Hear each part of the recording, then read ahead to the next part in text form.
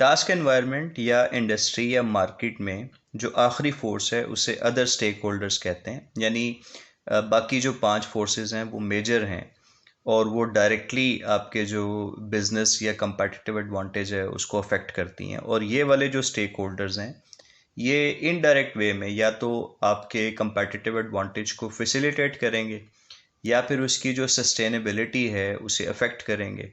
अब इसमें सबसे पहले डिस्ट्रीब्यूशन फर्म्स हैं और इन्हें रीसेलर्स भी कहा जाता है, जिसमें डिस्ट्रीब्यूटर्स हैं, होल सेलर्स हैं या रिटेलर्स हैं जिनके साथ आप काम कर रहे हैं। फिर गवर्नमेंट मार्केट है। गवर्नमेंट जो है वो ख़ुद भी एक बहुत बड़ी बायर है आपकी प्रोडक्ट्स की, और बाज़ दफ़ा कुछ ऐसे रिसोर्सेज हैं वो आपको गवर्नमेंट की तरफ से मिलते हैं। और इसके साथ साथ गवर्नमेंट जो है वो मुख्तलिफ पॉलिसीज़ भी बनाती है। ये पॉलिसीज़ की जो डिटेल्स हैं वो आप सोसाइटल एनवायरनमेंट में जब पॉलिटिकल फोर्सेस पड़ी थी उसमें आप देख सकते हैं। इसके बाद क्रेडिट कंपनीज़ हैं या बैंक्स हैं जो कि लोन देते हैं, जो कि कैपिटल प्रोवाइड करते हैं और उसके अगेंस्ट वो कॉस्ट ऑफ कैपिटल चार्ज करते हैं। इंश्योरेंस कंपनीज़ हैं। रेगुलेटरी बॉडीज़ हैं। मुख्तलिफ इंडस्ट्रीज़ में मुख्तलिफ तरह की जो रेगुलेटरी बॉडीज़ हैं वो मौजूद होती हैं। जैसे इनका काम पॉलिसीज़ बनाना और पॉलिसीज़ को इम्प्लीमेंट करवाना होता है। मुख्तलिफ रूल्स एंड रेगुलेशंस ये बनाती हैं। मिसाल के तौर पे पाकिस्तान में जो यूनिवर्सिटीज़ जितनी भी हैं उनको रेगुलेट करता है HEC, हायर एजुकेशन कमीशन। जितने भी बैंक्स हैं उनको state bank of Pakistan regulate करता है। इसी तरह से जो कंपनीज़ की रजिस्ट्रेशन है वो SECP यानी securities and exchange commission of Pakistan करता है। इसी तरह पाकिस्तान स्टॉक एक्सचेंज है जो कि मुख्तलिफ जो कंपनीज़ हैं, लिस्टेड कंपनीज़, उनके शेयर्स की बाइंग, सेलिंग और इस तरह की चीज़ों को कंट्रोल करता है। एक्सपोर्ट प्रमोशन ब्यूरो है जो कि एक्सपोर्ट्स के मामला देखता है। तो बहुत सारी रेगुलेटरी बॉडीज़ हैं।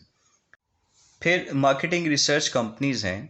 देखें, आपको बिज़नेस करने के लिए बहुत सारे जो स्ट्रेटजीज़ हैं वो बनानी पड़ती हैं, और स्ट्रेटजीज़ बनाने के लिए आपके पास इंफॉर्मेशन का मौजूद होना ज़रूरी है। और ये इंफॉर्मेशन या डेटा कलेक्ट किया जाता है। कलेक्शन आप ख़ुद भी कर सकते हैं और मार्केटिंग रिसर्च कंपनीज़ के थ्रू भी डेटा कलेक्शन हो सकती है। वो ना सिर्फ डेटा कलेक्ट करती हैं बल्कि उसको एनालाइज करती हैं, उसमें से जो यूज़फुल इंफॉर्मेशन है वो आपको देती हैं, और उस यूज़फुल इंफॉर्मेशन को इस्तेमाल करके आप अपनी जो स्ट्रेटजीज़ हैं वो डिवाइस कर सकते हैं। इसके बाद एडवर्टाइजिंग एजेंसीज़ हैं जो कि आपके मुख्तलिफ जो एड्स हैं वो बनाती हैं, और वो प्रिंट मीडिया एड्स हो सकते हैं, इलेक्ट्रॉनिक मीडिया एड्स हो सकते हैं, सोशल मीडिया एड्स हो सकते हैं, या ओपन मीडिया एडवर्टाइजमेंट हो सकती है। तो एडवर्टाइजिंग एजेंसीज़ आपके ब्रांड के मुताबिक जो मुख्तलिफ एड्स हैं वो डिज़ाइन करते हैं, आपकी जो मुख्तलिफ कैंपेन्स हैं वो डिज़ाइन करते हैं।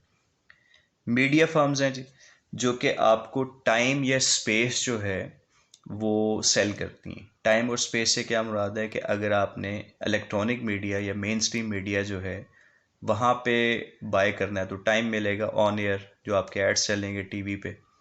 और अगर आपने प्रिंट मीडिया जो है उसमें कोई ऐड छपवाना है मैगज़ीन में या न्यूज़पेपर में, तो वहाँ पे आपको स्पेस मिलेगी। तो मीडिया फर्म्स जो है आपको टाइम या स्पेस सेल करती हैं। और इसके बाद मार्केटिंग कंसल्टेंट्स हैं जो कि आपके लिए मुख्तलिफ़ तरह की जो स्ट्रेटजीज़ हैं वो आपको बना के दे सकती हैं। आपका जो ब्रांड इमेज है वो कैसे बेहतर करना है ये स्ट्रेटजीज़ बता सकती हैं। आपने कोई नई प्रोडक्ट लॉन्च करनी है उसके हवाले से आपको जो है वो गाइडेंस दे सकती हैं। यानी मुख्तलिफ़ तरह की जो कंसल्टेंसीज़ हैं वो आपको प्रोवाइड करेंगी। और इनके अलावा भी पार्टीज़ हो सकती हैं। ये मेजर पार्टीज़ हैं जो कि अदर स्टेक होल्डर्स के तौर पे जानी जाती हैं।